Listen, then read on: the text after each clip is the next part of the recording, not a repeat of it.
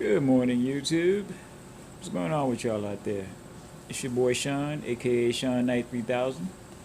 I'm here at work, and I thought I'd show you guys how my night begins, what my normal routine is. Okay, it begins about 10 o'clock when I arrive at work, even though I don't start until 11. It's always best to get to work early, you know? Around 10:30, I sit in the office from about 10 o'clock until about 10:30. I talk to the guy that I'm relieving. At that point, I find out how his night went, all the stuff that went wrong, all the stuff that went right. We talk about his day and probably how my night is going to go. Any messages from my office or from the supervisor that I need to know. Is anything going on? Any concerts, parties, charity events, or movie or television shoots in the area?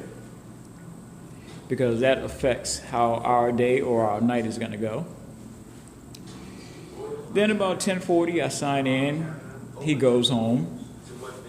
That gives him an extra 5 minutes to make his moves.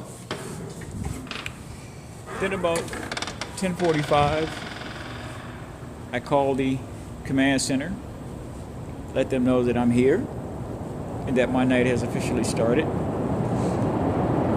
Then I hang around the office, get my paperwork ready, and I start my rounds about 11 a.m. or 11 p.m. My bad. I start doing my rounds about 11 p.m. I do a quick once around the lobby, make sure that everything is working right, because really there's nothing to do in the lobby except stand there. Then I start my rounds on level 1, and I go from there. Where I work, there are 12 levels, and it is divided into 2 sections, so 24 levels in all. The ramps are pretty steep going up and pretty steep coming back down. But this is pretty much my night. A lot of guys don't like to do locations like this because all they want to do is sit in the office all night, take naps and stay warm and things like that. Hey, I get it. But that's not your job. Okay, the first thing I do officially is I always check this gate, make sure it's locked, because a lot of times people will walk out and it's a heavy gate, so it doesn't close all the way. It's not that they leave it open on purpose, it's just that it doesn't close all the way on its own. Okay, that was 1A before, this is 1B. Now, when you're driving into the garage, these are the rates that you see. Okay, let me try to get you a little closer. Yeah, you can. Just make sure the gate is closed behind you. All right. Doctor, thank you, you too.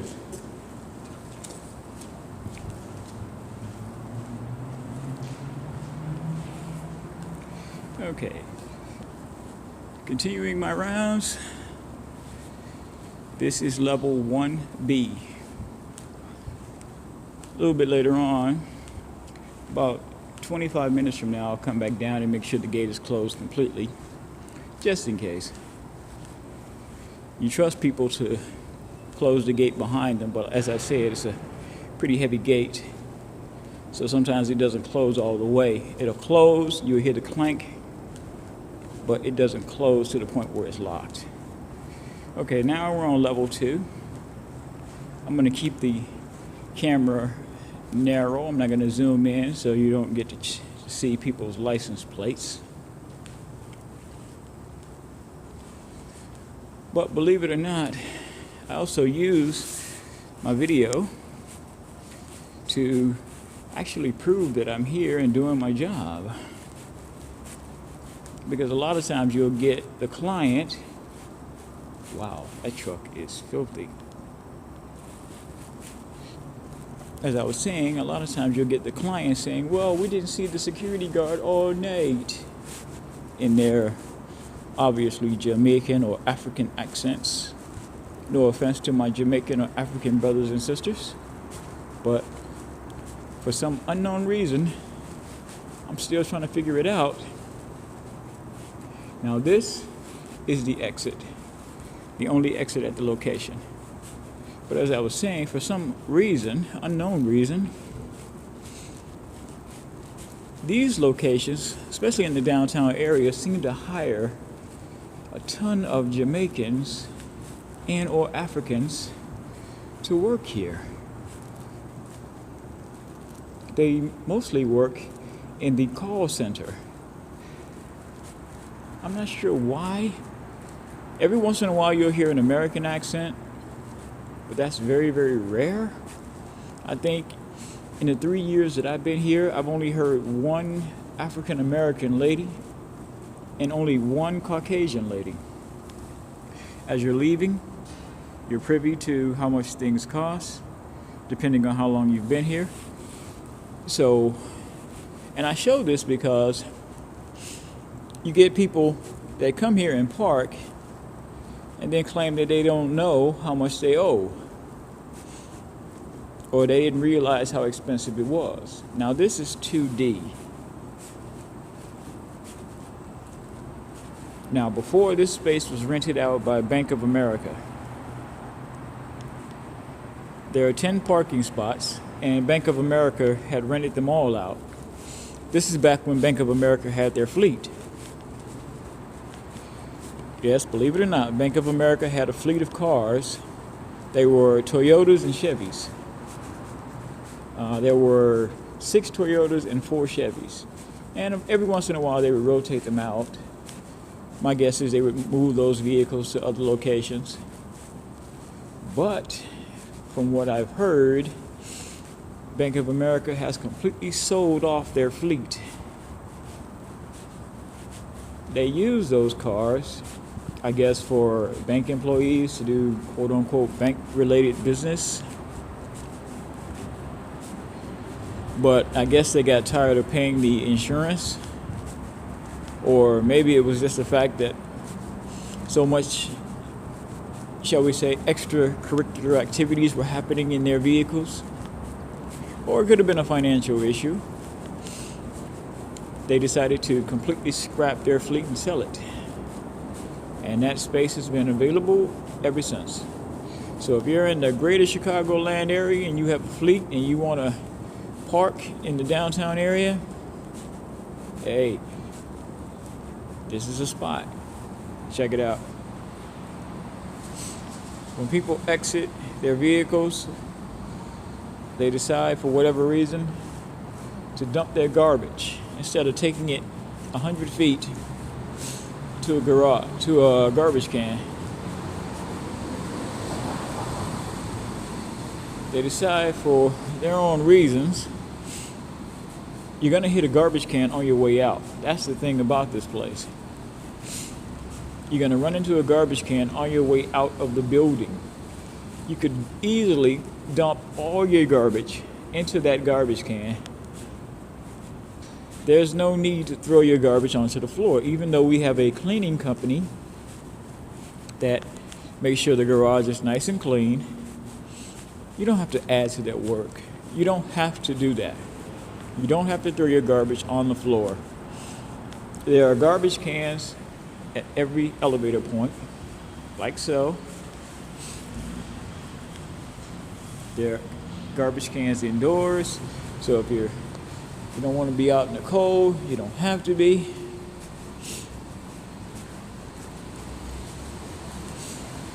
Okay, hang on. Not sure why he's just driving around. I mean, damn. Yeah, sometimes it can be annoying when you get someone that's just constantly driving around in circles looking for the quote-unquote perfect parking spot. As you can see, there are spots all over the garage that he bypassed because he's looking for the perfect fucking spot. Once again, trash on the ground. Completely unnecessary. Absolutely, completely unnecessary for anyone to dump their garbage on the ground. You don't have to do that. When you clean out your cars, I understand if you've been on a long trip, you're going to bring sodas, food, you're going to stop at different restaurants and things of that nature. But there are huge garbage cans on each level before you enter the elevator, the outer, what they call the outer lobbies. And then inside, there are garbage cans. So you don't have to dump your garbage on the ground.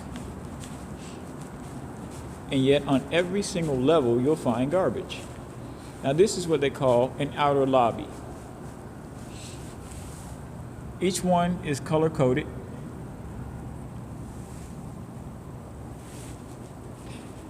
So you can remember where you parked.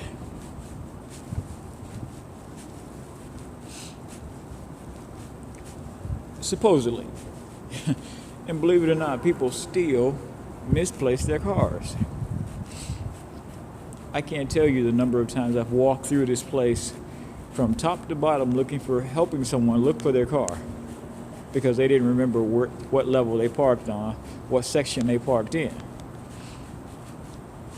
Always remember, most of these garages are divided into 4 sections: A, B, C, and D.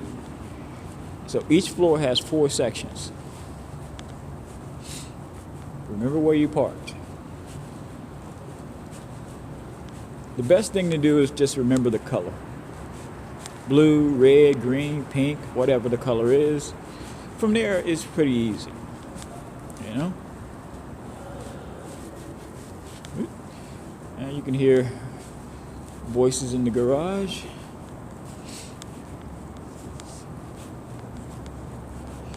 Once again, you got garbage. Someone just got out, finished that off, set it right there and left. Completely unnecessary.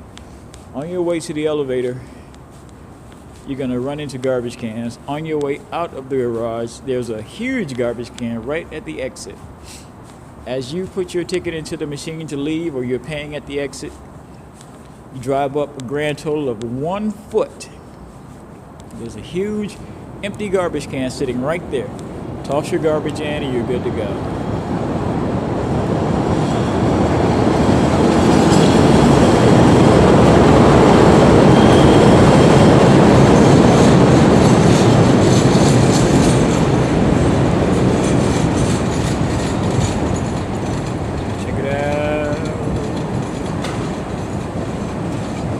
That would be the orange line, ladies and gentlemen.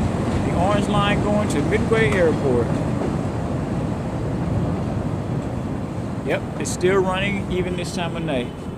Because just like O'Hare, Midway officially never shuts down. Even when there are no flights coming in or going out, the airport still has to be maintained. There are people cleaning. There are people setting up for the next day. Security is still doing rounds. You still have security on the inside as well as the outside on the airfield, which is what I used to do. When I was working airport security, I was on the outside. I was actually on the airfield at a booth. And I moved around each and every day to a different spot. That way I was proficient, what they call trained, to work multiple locations. That way, if someone didn't show up, you could work that spot very easily, and you could train others to work there as well. It was fun. It really was. Once again, garbage. Not a huge amount, but it's extra work for someone else to do. The cleaning crew that works here, they don't mind doing this because it's part of their job, but they would prefer to concentrate on the lower levels. the offices, the lobbies, the washrooms, things of that nature. And yes, I get it. That's what they get paid for. They get paid to clean. But you don't have to make their job harder for them. Just be cognizant of that. You wouldn't want someone to come to your job and create extra work for you. Because believe it or not, every lobby on every level has to be swept and mopped each night. Doors have to be wiped down, windows have to be washed. And then they have offices in this location that they have to clean, washrooms in this location that they have to clean. And when it snows, we don't have a professional snow removal company. That falls on the cleaning crew as well. To shovel the snow, to clean the sidewalks, to put down rock salt. It's a tough job. It is really a tough job for these guys. Okay, now I'm on level 6. And while I'm going up, I'm going to show you something. What I mean by different levels or different parts of the garage. Okay, this is 6A. Okay, 6 is green, as you can see. You go through level A up to B, C, and D. So if you park, it's easy once you remember your color. If you can't remember your color, just remember the floor that you parked on. From there, it's not so much a difficult thing to walk around until you find your car. Like I said, you can't believe the amount of people that park here and forget where they park. They know they parked here, and this is B. See, A, B, C, and D. This is the up ramp, which means you're going to kill yourself walking up, but it's good exercise. Keeps my legs good and strong. And as security, my job is to not only be visible, to be seen, but to make sure that there's nothing going on when you park here that might threaten you or your vehicle. I know it sounds like a freaking commercial for this place, but this is just the job. And this is D. Right now there's only one vehicle on D. It's Sunday. Traffic, or should I say the parking at this location is always lighter on Sunday than it is on Friday and Saturday. It is tremendously heavy on Friday. It is unbelievably heavier on Saturday because you have so many things going on. You have nightclubs in the downtown area. You've got a hotel right up the street that we're affiliated with. You got, during the weekdays, you got people that are working here on top of people that are downtown to get their party on.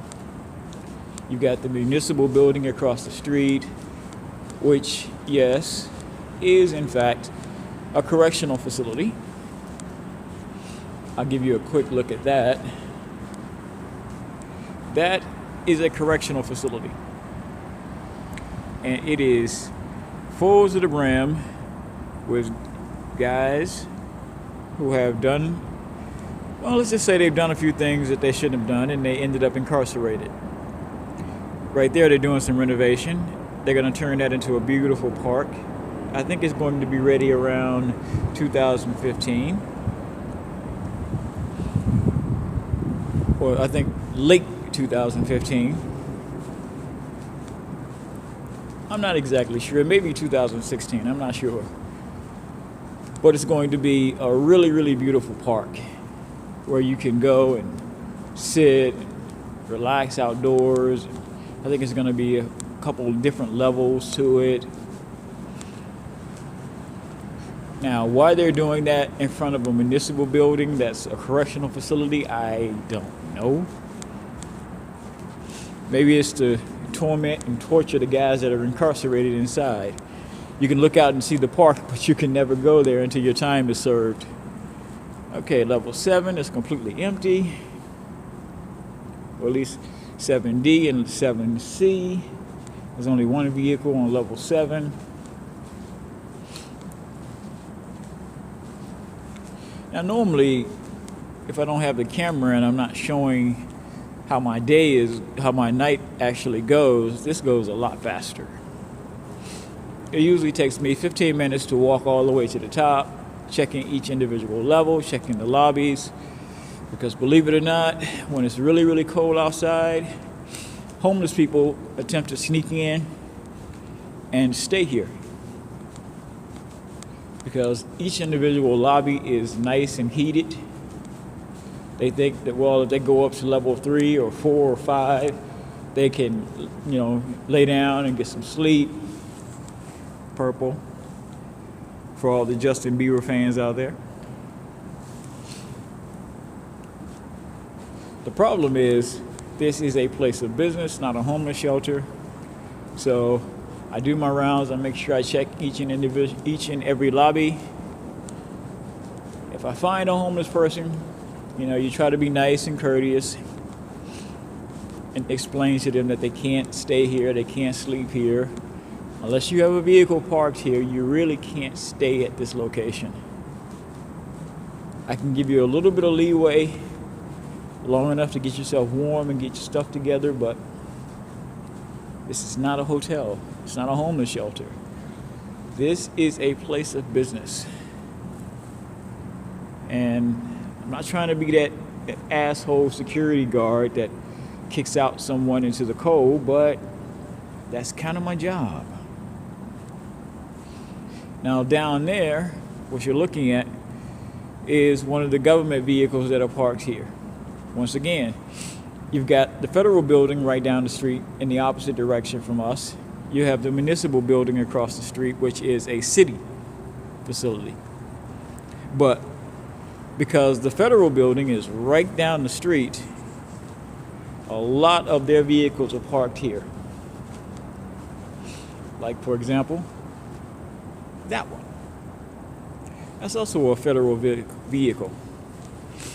Believe it or not, they have a pretty sizable fleet in which they can conduct, my guess is, federal business. Transporting documents and personnel and things of that nature. Whenever there's a VIP in town, whether it's the governor, whether it's a senator. I remember last year, I believe, the president was in town. And he was only in town, I think, for a day or two. But those days, those vehicles were humping. They were constantly in motion. Because wherever the president went, he had a 24-hour bodyguard. And in situations like that, their fleet is the fleet that's used to protect the president. They also protect, like I say, members of Congress, senators, House of Representatives, probably other people as well. But that's the one time I remember that everything was pretty much on lockdown. Streets were blocked off. It was hard to drive around. You had to constantly show ID. You had Chicago police actually posted at the municipal building. Why, I don't really know. But because normally they're not posted over there. The only time you see Chicago police at that location is when something has gone down. There's been some sort of fight. Someone has been injured, stabbed, killed, something like that. Or if they're transporting someone. If they're transporting a prisoner to that location, then you see them. But usually, Chicago PD doesn't do the transporting. That's the job of the Cook County Sheriff's Department. Because if you get locked up in the city of Chicago, and here's a hint. If you're going to get locked up in this city, in this county, your best bet is to do it at the beginning of the week. And by that, I mean, if you're going to get arrested on Monday or Tuesday. That way you can make sure you get bonded out before the weekend. Because if you get locked up on Friday and you don't make bail, well, guess where you're going? Yes, indeed. You're going to county, baby. Now that is not county. Although I have no doubt it's affiliated with county. It's a part of county. But the Rio County Jail is down on 26 in California. It is nothing nice. It is not a place where you want to be locked up for the weekend while you're waiting on your lawyer to get you bail or for someone to come and pay your bail. So if you're going to do a crime in the city of Chicago, do it on Monday or Tuesday. That way you have at least 3 days, 4 days for someone to bond you the hell out, for you to make bail. Because you do not, I repeat, do not want to end up at county. Overcrowded, you have no idea. County is nothing nice. That has absolutely nothing to do with the Chicago police. That's all under the jurisdiction of the Cook County Sheriff's Department. And county is, as the name would imply, a lockdown. Overpopulated, overcrowded. That's when you know you're in real people jail. If you're in a police holding cell, that's a holding cell, okay? You can get bailed out and walk out the front door. You go to county, take your shoes off and sit a spell, because you're going to be there for a while. And like I said, you're going to be there with people that have done all sorts of really nasty things. Everybody from drug dealers to murderers to rapists are going to be there with you. Okay, this is level 11.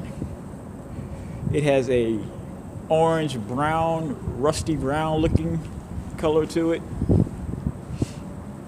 I think it's brown, but don't quote me on that. Okay. Also, in the event that the elevators in the building goes out, you have 2 stairwells. One on that end, one on that end, which take you all the way down to the first floor and out of the building, which is supposed to use in the event of a fire or if there's a power outage, which I've been here for 3 years now, has never happened. Okay, this is the roof, level 12. And as I stated in a previous video, the building is 3-sided because that building right there is blocking the 4th side. So you can't see what's on the other side of the building.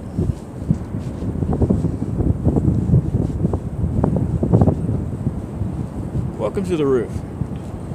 Or should I call it my sanctuary in the summertime.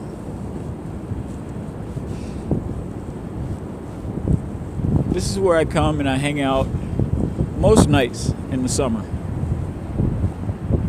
Because up here you get that nice cool breeze. You can look up at the stars when they're out. It's beautiful up here, quiet. And believe it or not, this is also where you get to see quite a few naked shows. Now, what do I mean by naked shows? That is the correctional facility over there. So all summer long you get hot girls who will drive into the garage, I'm guessing at the behest of their boyfriends or husbands or whoever the hell is locked up. They'll park usually about right here. They'll get out, turn their music up as loud as they can get it, and they'll strip right here. They'll strip dance right here. Yes, I shit you not. They get up on the hood of the car and they dance naked for the guys over there. And I have stood there and watched the show numerous times. Now down the street you have the Harold Washington Library. If you don't know who Harold Washington is, he's the former mayor of the city of Chicago, the first African American to ever achieve the position. Died in office. A legend in Chicago politics. the center of attention during what they used to call the council wars. For those of you that are way too young to know anything about Chicago politics or to know about that era, if you think that President Obama has had trouble with Congress his 6.5 years in office, and you can blame whatever you want, his policies, him being a Democrat, him being this, that, or the other, but primarily the reason why the man never got anything done was the Republicans set out on election night to block every single thing that he put forth. Keep it real. You know, keep it real. You want to play politics, that's fine. You want to be partisan, that's fine too. But admit that much at least. Being honest about it. The Republicans decided that everything that this man was going to put forth, they were going to disagree with. Even if he decided, hey, that idea that you guys had was pretty good. Let's go with that. All of a sudden, they don't want to do it anymore. Well, that was like a slap fight compared to how politics were here under Harold Washington. Okay, you had guys like Vrdolyak, who was a Democrat, just like Harold Washington, decide that anything and everything that Harold Washington was going to try to do for the city of Chicago, he was going to block. Racism at its finest, absolute finest. And he did. They set out to block everything that Harold Washington did. That was the reason why you had the council wars. You had physical confrontations in the council chambers where all the aldermen and the mayor meet on a regular basis. Yelling, screaming, accusations, damn near fist fights at Chicago City Hall. Why? Was it anything that Harold Washington was trying to do that was so radical that his fellow Democrats and the Republicans were just dead set against it because it was good for the city? Absolutely not. They did not want a black man being mayor of the city of Chicago. And they said his own members of his own party became absolutely determined to stand against him. It was the worst time in city's politics history when your own party decides to defect and join the Republicans to stand against you for no other reason than you're black. Not because of what you put forward, not because of what you believe in, because you're black. May he, Vrdolyak, his family, I understand, you know, it was what it was, but it was nasty, it was ugly, and it really showed Chicago in a really, really, really bad light. People think that we're, well, when it comes to politics, that we're down and dirty, that we're willing to do whatever it takes to get the job done. And